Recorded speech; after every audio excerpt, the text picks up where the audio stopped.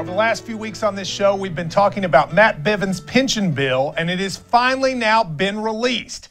Now, there's a lot of parts to it, and there's a lot of rhetoric that's come since the date it was released. It has proven to be very unpopular with many, and it has led Matt Bevin to have to go on a tour of the state to try to defend it.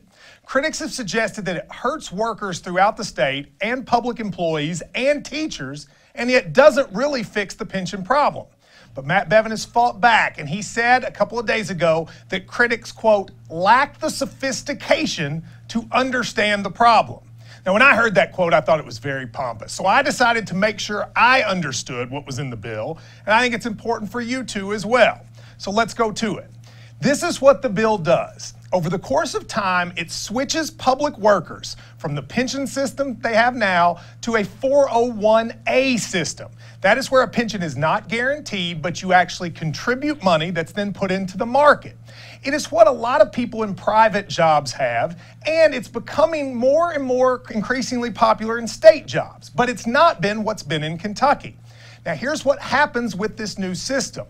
3% of all public employees' salaries will now go to something called retirement health.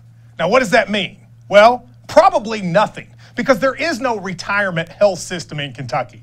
They've created this word, they're making people give 3% of their salaries, and it's probably just going to the pension system. So basically, teachers and public employees are paying for the government's mistakes.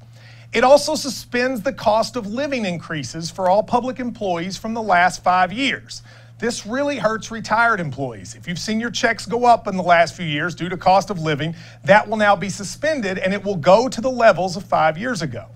Now, this is important, and this is something new in the bill that we didn't know was going to be there. It states in writing that future benefits are not protected by contract. Now, a lot of teachers and public employees have said to the state, look, you promised us this, and they're right. That's one of the reasons some believe the Kentucky Supreme Court would not allow huge transitions between the systems. But now it will say by law that you are not entitled to any of this, which means down the line, if they wanted to change your benefits in the future or even in the past, they could. That is important and something nobody saw coming. And finally, it ends the legal guarantee to teachers of sick days. Right now, teachers get up to 10 sick days a year. This takes that away. Local school districts can decide to give more or less, but they don't have to.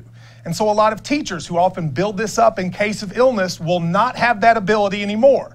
That was also something that people didn't know would be in the bill. Now, the people that are most affected by these changes are new hires. I am really shocked at what the Kentucky teacher system is going to look like for people entering it in the next few years. For instance, all teachers will be required to put 9% of their salary into the 401A plan. 6% will be matched by the state. 9% is quite a bit, and you can't go lower. And this is the part that is astounding to me, you won't be eligible for Social Security. What that really means is for teachers that come out now, who are in college, high school, wannabe teachers, they will get what some have called the worst retirement plan in America. You get a 401A plan and no backup.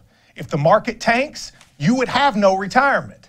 I heard somebody recently say that they don't know of any job in America where you get a 401K and you don't get Social Security. But Kentucky teachers would be that after this bill. Now, the question is, who oversees all this?